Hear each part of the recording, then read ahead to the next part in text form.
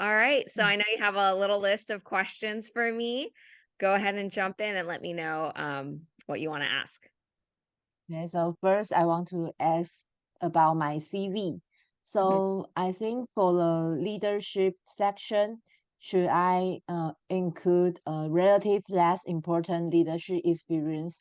Yeah. Yeah, both of those sound like great experiences based on how you just described them to me. So I definitely would include both of them on your CV. I remember now the question that you asked me via email before we got on this phone call. So Mm. I know you're concerned about your CV being too long, but I think Mhm. that it's okay for your CV to be long. Like it's not a resume where it's like one Oh, page, you know, they only to look at it for 5 seconds. mm, The CV can be a long document because you want it to be comprehensive, and that's the place where you can just list everything. I think my CV right now, my CV is actually too long because I have too much uh, written under each thing, and I think it's like 30 pages. It really doesn't need to be that long, but it can be like, I know, yeah, you're like 30. And I remember when I was applying, my CV was and did I send you my, CV yet? Not Or yet, I'll not send yet. it to you after this Mm. call. The one that I used for my grad applications, but it was pretty long. It was a couple pages long, and I put everything Mm. on there, including, like, some of the public health class projects that I did with our community partners. So they weren't, like, Mm. big research projects, they were just, like, little class projects that I did, and then one of the professors that interviewed me, like, asked me about one of those little projects, like, that I put on my I was like, "Of all those pages on the CV, that's the one it's, like, not even related to my research, like, it was just, like, a random so they read like, I think it's Mm. okay to just include everything. There's no I don't think you need to decide, like, "Okay, I should only include the best things on my CV." The CV is the place to include everything, and then in Mm. your personal statement or your statement of purpose or whatever that part of your application, your written part, you then go into detail and highlight the best parts of you. So that's kind of how I would think of it. The CV is everything dumped onto a document. The statement of Mm. purpose is like, okay, what from the CV do I really want to highlight and then go into detail in a way that's more story like that I can't do on a CV. Okay, so I kind of extract the important point from CV and make it into a story and put it on the SOP, right? Yes, that's kind of the way I would think of it. Yeah. Mm. You can have a couple of it can be longer than I mean, because Mm. if you have a lot of experience, you have to put it on there, like maybe, yeah, if you have the experience, make your CV a little bit longer so that you're not cutting off, you're not underreporting, all of your experiences to the program. You want to put everything on there. Maybe you just don't, like, have each thing take up as much space, like, you know what I mean? Like, but still Uh, include everything, but maybe you don't have to describe every experience, you can just say, this was the organization, my position, the dates, and then mm. maybe one line, and then move on, like, you don't have to write, Not like, a mention lot. all the detail. Yeah. Okay. Okay. So, and I also found that there are some uh, experience that I can type on the Sophos website. So maybe I should not include this much details in my CV. Yeah, I Yeah. would still put them in both places, but you can, yes, Okay. type more detail into the application, and then the CV can be less, detail, and you're just sort of listing all of the experiences. And I also have a group project Oh, using a machine learning method because I want to strengthen. I have the skill of doing machine learning, but that project is not directly related to epidemiology or social behavior. So should I keep it in yes. my CV? Yes, Yeah. I think it's so cool. I think people sometimes get mistaken that everything that they do and talk about can only be in their like narrow scope of research. I think it's great when you show that you have a diverse interest, like, capacity to learn and interest in learning other topics, and also a diversity of skill sets. Like you're showing that you know how to do machine learning, which is like really a strong quantitative skill to have. Like, I don't really still understand that. So you should definitely highlight it, even though it's not directly related to your like main research interests. I see. Like I mentioned, the So, class project that professor like randomly commented on was like a project that I did with like a downtown soup kitchen, and helping out like the homeless population in New Haven, Connecticut. And my research mm, is on adolescent vaping. mm, So very different, but I included that on there. And that my professor, who also does tobacco research, was asking me about that. So you never know. Like, I actually think it's mm. better when you put things on your CV that stand out, because it makes you stand out. And they're like, oh, yeah, she doesn't just only do this, like, she also knows how to do this. Okay. So, do you think my CV is my CV too wordy because I send you my CV? And yeah.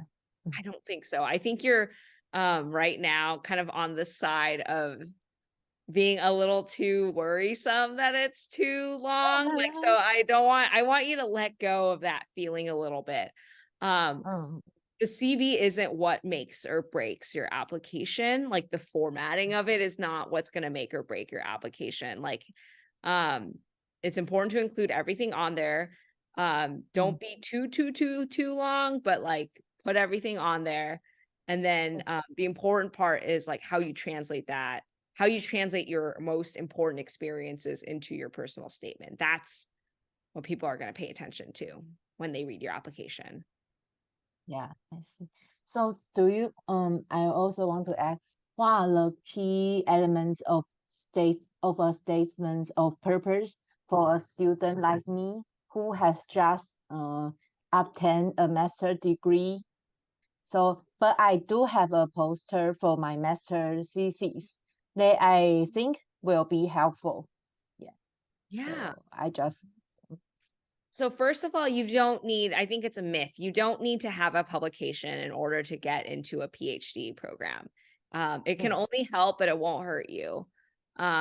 mm, And I only had one publication going in, and it was a short commentary that I published right before applying, so I barely, made it in terms of having a publication before applying. And I would say in your personal statement, like, highlight the poster at the, or I forget if it's a poster or present, but highlight the presentation. I like Yeah, poster. yeah, Mm, talk about the poster, and that's very impressive. Some people don't even have that before going and mm, applying, and they still get in. Um, oh, so definitely just highlight the details mm, of your research experience and say that it resulted in you presenting your findings at, like, name the conference, like where it took place. And then you can mm, say that like that gave you the experience of like disseminating your research findings to a scientific audience, and you got to network, and that was a really great experience, and you want to keep doing more of that as and you understand that it's not just conducting the research, but also disseminating it and having, presenting it to the world. mm. Yeah, Yeah. I also meet a mentor that I want to work with her in that conference. Yeah. Oh, that's great. Yeah, you can talk about that too, like I actually like met a mentor at this conference and understand the importance of, because that's a huge part of being in academia actually, and just doing research, is attending conferences. Like, oh my goodness, I mean, I have a love-hate relationship with conferences because it's just so tiring to travel to them, but then there's such Mm, like engaging and enriching experiences when you go. mm, But yeah, traveling to conferences is like a huge part of the PhD and like all of academia experience. mm. And you can take the chance to tourist. to travel around the world, Yeah, I think. exactly. Yeah. So if you like to travel, you're going into the right field. Yeah.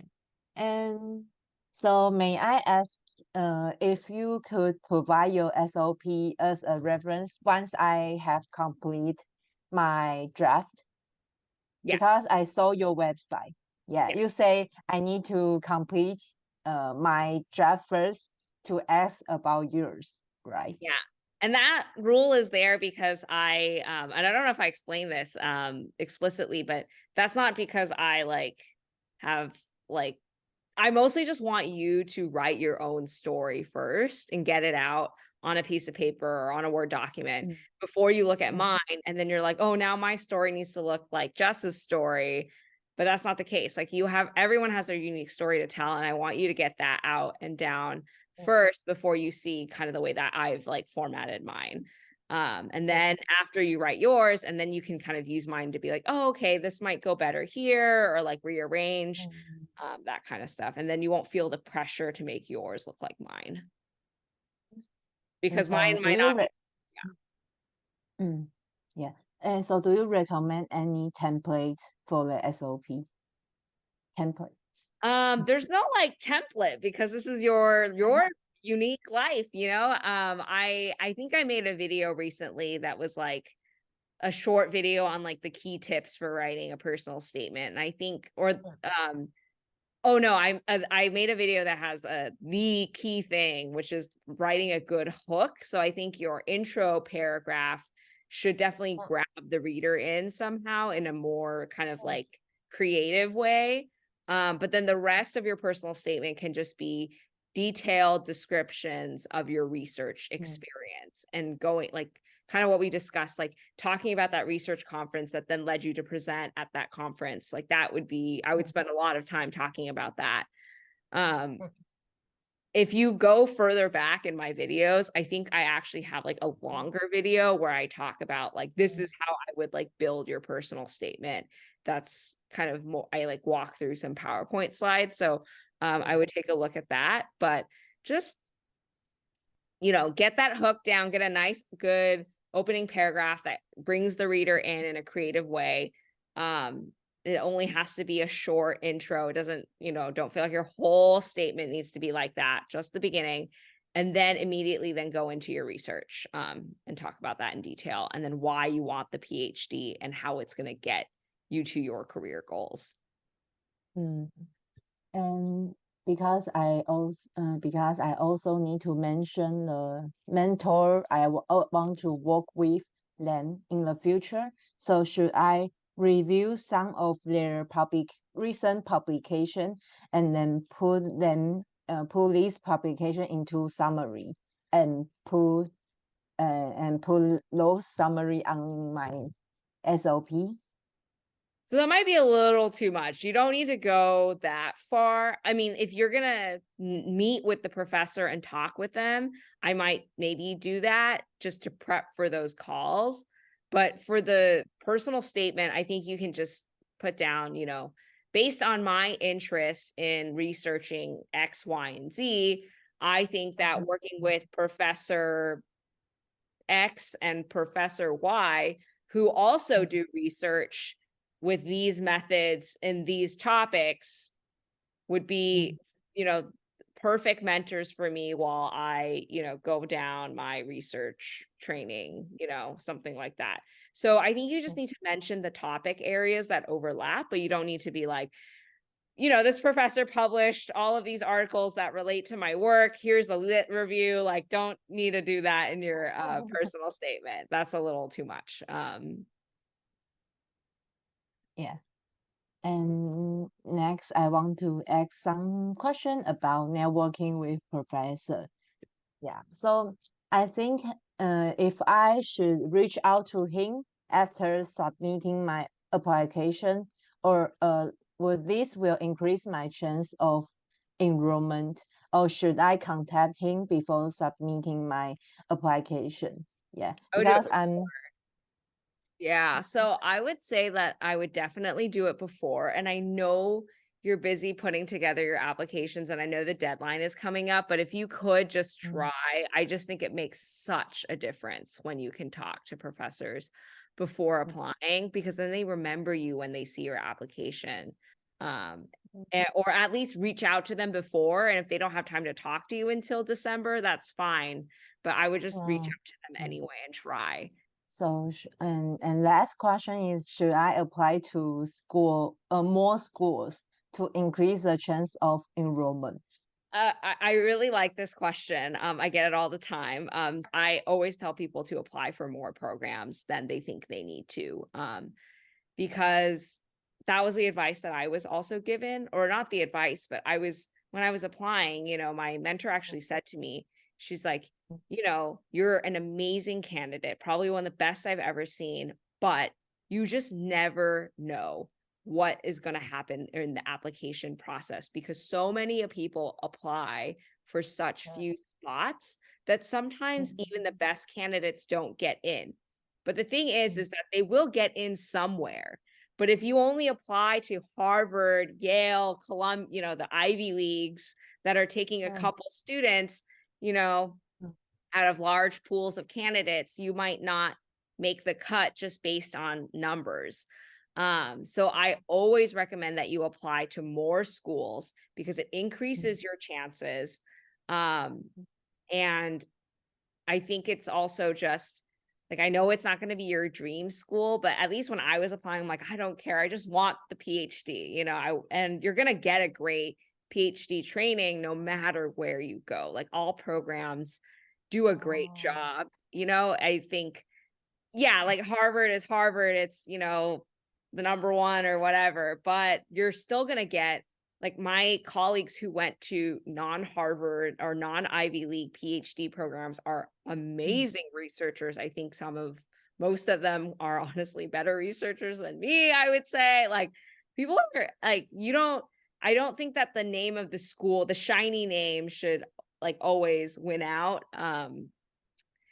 And yeah, so I always encourage people to apply very broadly, because you never know what's going to happen. It is a numbers game. And at the end of the day, no matter where you go, it's all the same degree at the end. If you are dead set on getting a PhD, just in general, I would definitely apply to more schools. And it's really easy to just, once you have all the materials, it's the same thing that you're kind of sending to different schools. You obviously have to tweak it a little bit depending, like, some schools have different, you want to, like, kind of tailor the personal statement a little bit, and they might have extra things here and there, but for the most part, like 70 to 80% of your application is going to be the same that you send to every school. So the amount of extra effort it takes to add another school on your list isn't like super huge.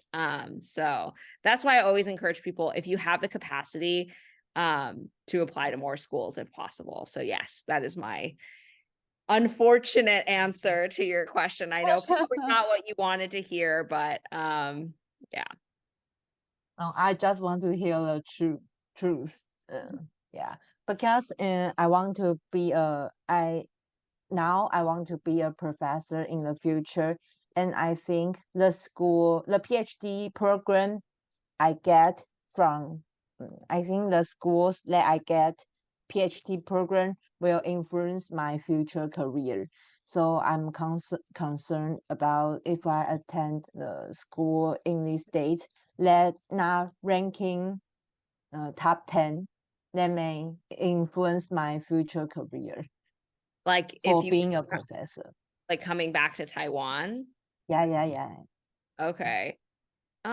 So yeah, that's again another area that I'm not sure of, in terms of, you know, getting a PhD in the US and then finding work in Taiwan. I just from what I know about Taiwanese culture, I do understand that people like hearing things like Harvard and Yale, and I think part of that is just because those schools are just well known, but I just, like, my parents were like the minute they heard the word Harvard, like, oh my God, they started crying. I understand it. I'm sure that, you're able to go to a non-top 10 school in the US and still get a professorship in Taiwan. From what I hear, there's like a high need for public health type professionals in Taiwan. From what I hear, I that's all hearsay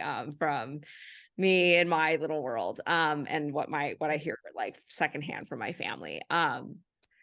What I can say though is in the United States, it does not matter. Like you do not need to go to a top 10 university in order to get a professor job in the US. That is definitely not the case. So they care more about your research experience and how productive you are. Like, I think that if you went to Harvard and graduated with 0 publications versus you went to a school that was not Harvard but had 10 publications, I think that makes you way more marketable as a, post grad,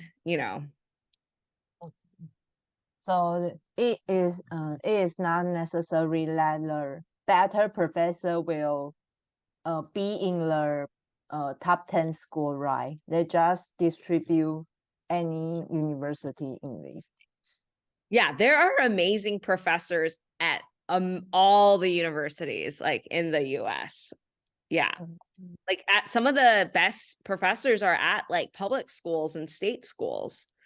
And that's where I hope I'm strongly considering ending up at, not a top 10 university, private school, etc. So I wouldn't honestly, I think for PhD programs, it's not about the ranking of the school, but about, like I said, how productive are you going to be? Are there mentors there that are going to work with you well? Like, is the program going to be a good fit for you to help support you in, like I said, learning the skills you want to learn, publishing, learning how to write, etc. Yeah, and I saw after considering you mentioned, I think I also can work with professor outside my program. Yes. Yeah. Yes. You're always open. Like during my PhD, I think I worked with like people all over the East Coast, or I was working, like one of my committee members for my dissertation was at UPenn. The other person was at Mass General Hospital in Boston, and then my advisor. So they were all three come from 3 different institutions. Yeah. Yeah, that's all my question. Okay. Anything else you're wondering, or you have?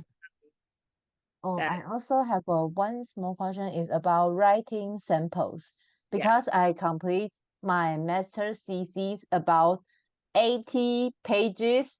I'm thinking of if a school does not have the limit of writing sample, can I just pull all of them in the website in the application system, or maybe I should put it into a summary about 10 pages? Yeah. Yeah, if there's no word count, just throw the whole thesis. And I think my writing sample was either my publication or my 40, maybe not 40. I think it was like a 30-page paper that I wrote, which was not interesting at all. I mean, it was like I don't think no one asked me about the writing sample at all. And they weren't like, oh, why did you write about this? Like, just I think you can just include it, and they'll read as much of it as they want to get a feel for your writing. So if you feel comfortable them seeing the whole thing, I would just include the whole thesis. And then you can even show them that you're capable of writing a thesis, which I think is really great in itself. Oh, okay. Yeah, I will think of that. Yes. I think that's it. Okay. Thank you. Yeah, well, if you have any lingering questions, you can always reach out and email me, and we can email back and forth or hop on another quick call if that'll be helpful. I know the deadlines are approaching in a couple weeks, so you're no, but it's good, and you're asking all the right questions. you'll be at that finish line before you know it. I will follow up with those documents that I promised you. And then once you're ready, to send me, or once you send, or not, you don't have to send it to me, but once you draft your statement Okay. of purpose, then I will send you Yeah. mine as an example. Okay. Yeah, Thank you so much. of course.